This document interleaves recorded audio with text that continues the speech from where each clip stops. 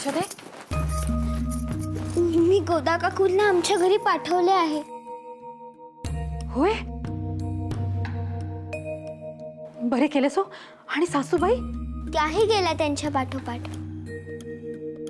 बघ आई, मी तुला म्हणालो होतो ना, शक्कल लढवण्यात त्या हुशार आहेत. काय शक्कल लढवलीत? शक्कल नाही, मी खोटे बोलून त्यांना पाठवले. त्याचेच वाईट वाटते मला. अगं तू नको विचार करूस, अशा वेळी चालते हो. बरे, मी आलेच. सदा चल, वेळ फार कमी आपल्याकडे. हे सारे कशासाठी करतात माहित नाही, पण काहीतरी चांगलेच असणार. मलाही काम आहे.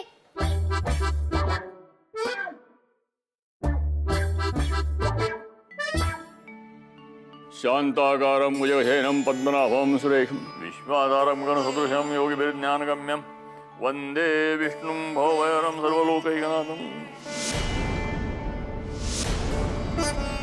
लक्ष्मीकान्तं गगनसदृशं मेघवर्णं शुभांगं वन्दे विष्णुं भवभयहरं सर्वलोकैकनाशं ओम शांति. मामनजी,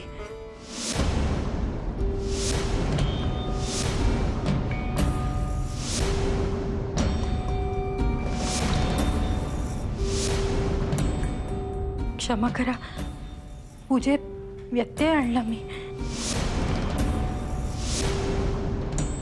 परंतु काहीतरी महत्त्वाचे आणि आपल्या साऱ्यांची सत्व परीक्षा पाहणारे घडले.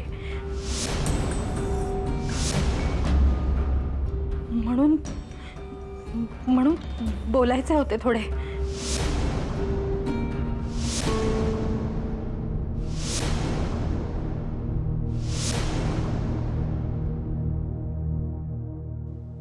आता सुभद्रा आजीजवळ गोदा काकू गेल्या की काय होणार आहे देवच जाणे. देवी आई, मला क्षमा कर, पण तिथे मोठीच मौज येणार आहे आणि नंतर दोघी माझी मौज करतील.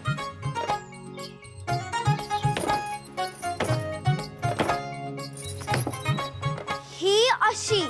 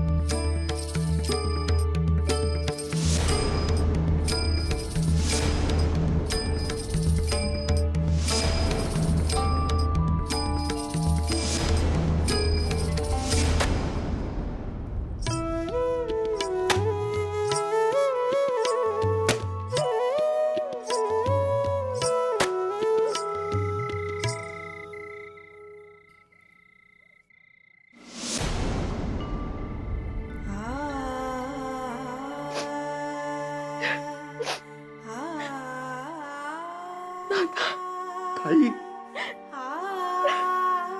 ताई खूप वाट पाहिली ग तुझी. अण्णा गेले तेव्हाही, आई गेली तेव्हाही डोळ्यात प्राण आणून वाट पाहत होती ग तुझी.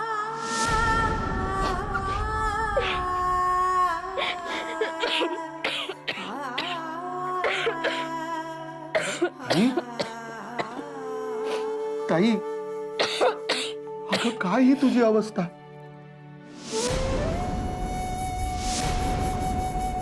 तू आजारी आहेस का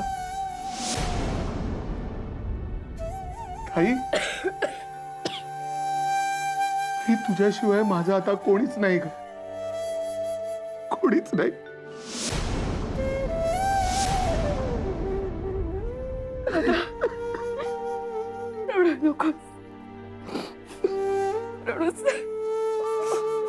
काय एकदाच रडायचं ते रडून घ्या.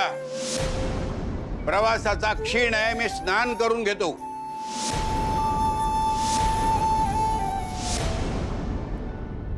सत्यभामाबाई,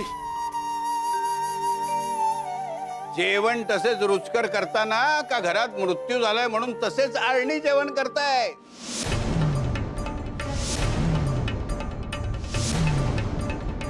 हा दिगंबर बाल ब्रह्मचारी, याला बदामाचे दूध आणि केळे सोडून काही चालत नाही. माझे तसे नाही हो, मला पंचपक्वान्य हवे.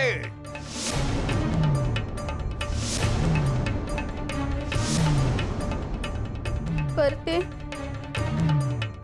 मी स्नान करून येतो, नंतर आपण बोलूच. ताई, भाऊजी, तुम्ही स्नान करून घ्या. या, ये ताई. हळू हळू. अगं राधा, ताई, राधा, ताई, राधा, ताई, ताई, राधा. नानो, कुठे आहे नालायक? बोलवा त्याला.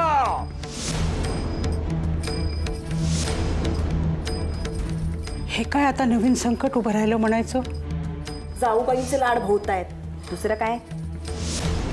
ही उणी तुणी काढायची वेळ आहे का आता?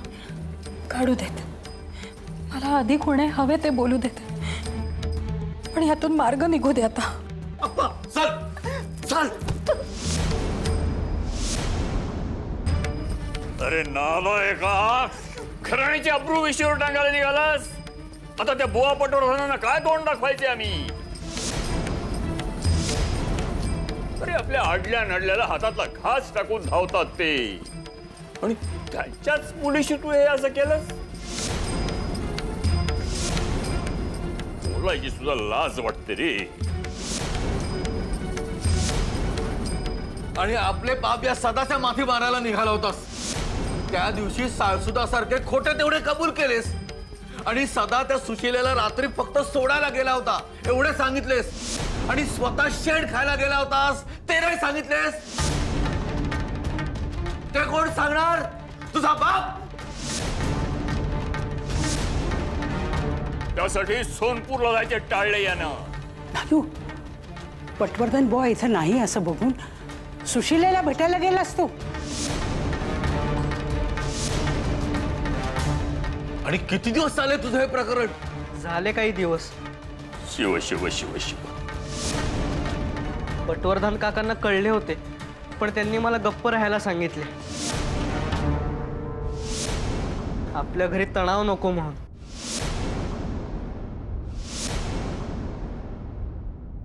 अण्णा म्हणजे देव माणूस. राधाची आई अगदी तशीच, प्रेमळ मऊ स्वभावाची.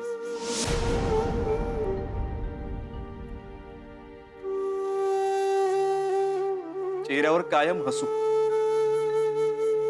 दिगंबरने हिमालयात जायची गोष्ट केली ती मात्र रडू यायचं हो तिला.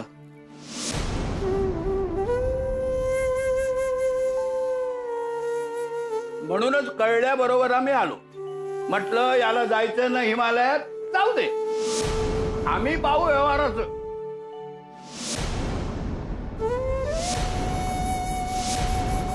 ते खरेच, पण अण्णा आजारी असताना 2-3दा निरोप पाठवला होता,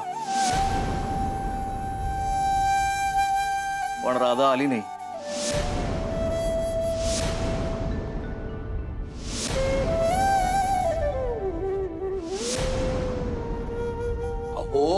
बाप्पासारखी लेक घरातल्या अडचणी सोडून तिचा पाय निघेच ना. आम्ही कितीदा सांगितले पण ऐकलेच नाही तिने.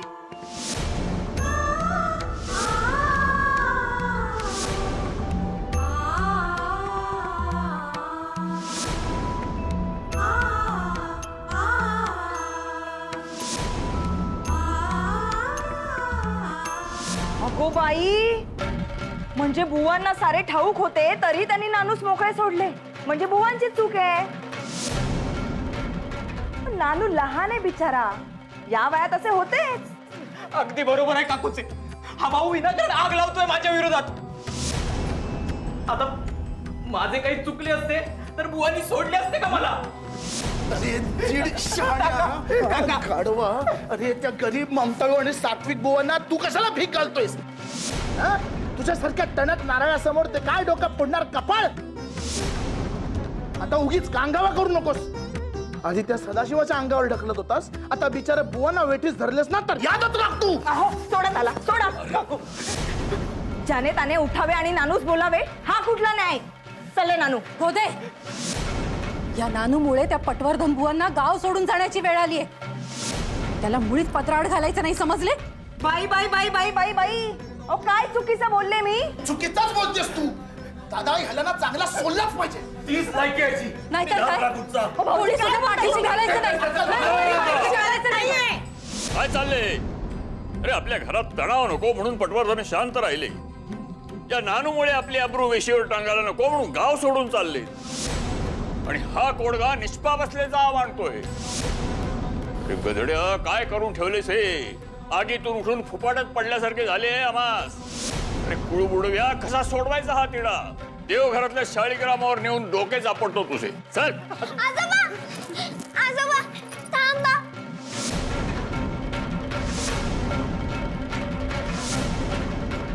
चला क्षमा करा, तुमच्या मोठ्यांच्या मध्ये बोलतेय म्हणून. पण आजोबा, सुशीला ताई आणि नानू भाऊजींचं लग्न नाही का लावता येणार?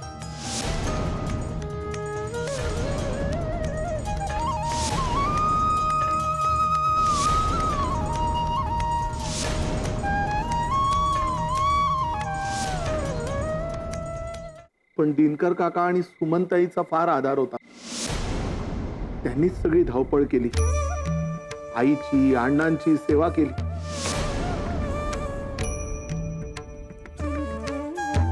देव माणसं आहेत ही. काय बोलतो से परक्यासारखे? आपल्या माणसांचं कुणी आभार मानतं का? आणि अण्णांनी आणि काकूनी आमच्यासाठी काही कमी केलं होतं का?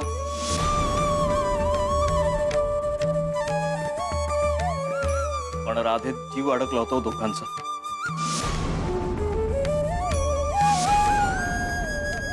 आस लागली होती तिच्या भेटीची.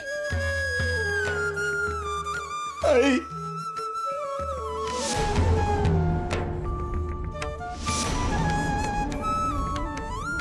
दिगंबरा रे सावर स्वतःला. असो असो, आता किती टाव गोडला तरी वर गेलेली माणसं खाली येणार आहेत का परत?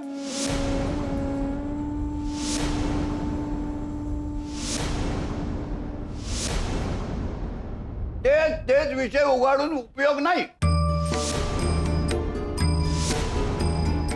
आता पुढचे पाहावयास हवे. दिगंबरा, तू आम्हाला ज्यासाठी बोलवले होतेस, जमीन घर दागिने पैसे त्याचे बोल.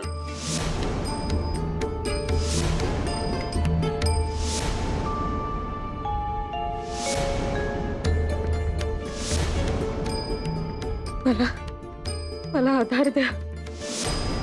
मी माझ्या आईच्या खोलीत जाऊन बसते. तुमची चालू द्या चर्चा.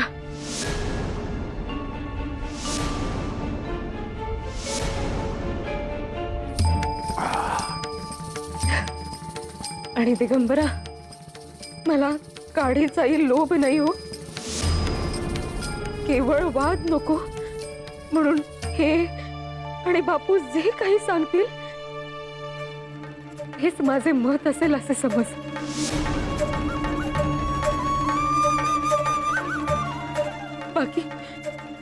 बाकी मला या चर्चेत पडायचे नाही. मी जाते.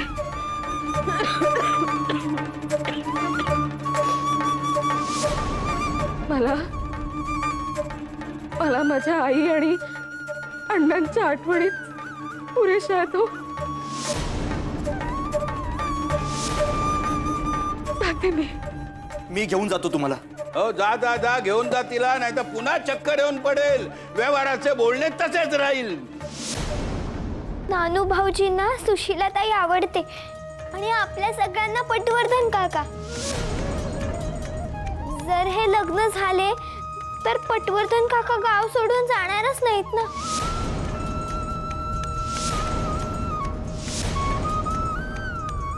अगो, ज्यात त्यात कशाला नाक खुपसतेस तू?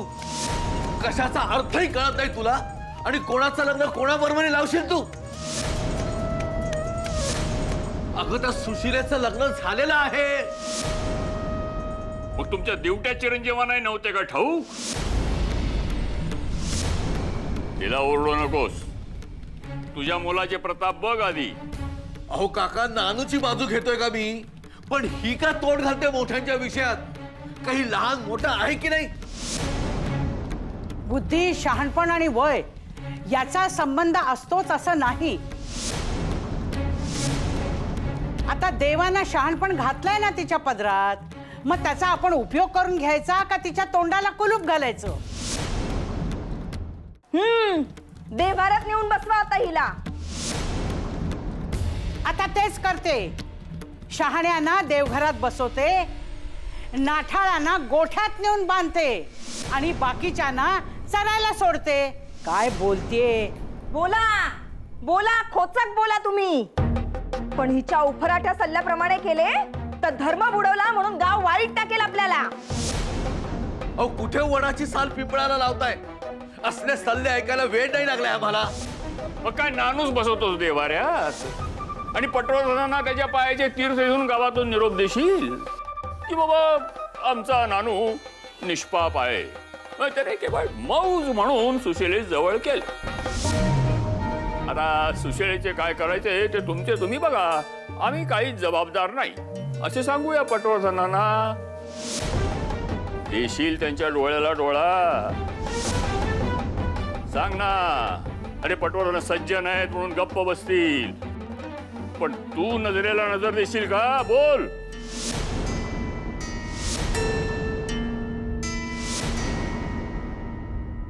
बोल रे दिगंबरा. आणि हो, बरे का सत्यभामाबाई? कुठे आहेत त्या? हो, भोजन अगदी उत्तम होते, सुरेख. असे भोजन मला रोज मिळायला हवे सुग्रास. आमच्या राधापेक्षाही अप्रतिम. सगळा स्वयंपाक माझ्या मुलीने सुमनने केला होता. गेली 3 महिने तीच करते सगळं. हो का? वा, उत्तम.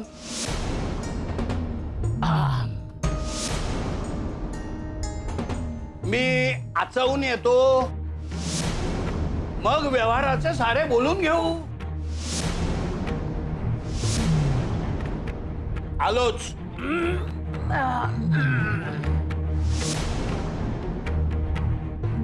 अरे यशोदेनं आपल्याला अक्कल शिकवायला नव्हे, तर तिच्या सरळ मनाने मनाला भावले ते आपल्याला सांगितले. तेव्हा हे लग्न लावावे तेही त्वरित. विषय संपला. पण सुशीलाचं लग्न झालंय.